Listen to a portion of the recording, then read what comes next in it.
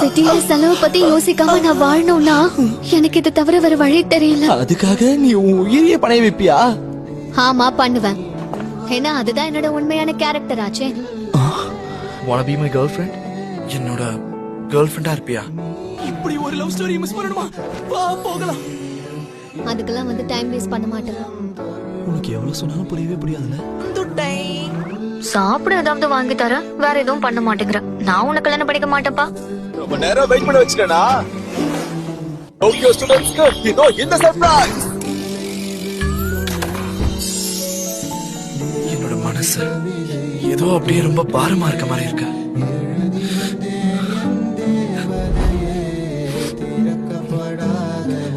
என்னோட காதல் அவ்வளவு ஸ்ட்ராங்கா இல்லைன்னு நினைக்கிறேன். முடியாதுன்னு தெரிஞ்சிருந்தோம் சில பேர் கடைசி வரைக்கும் பின் வாங்கினதே இல்லை.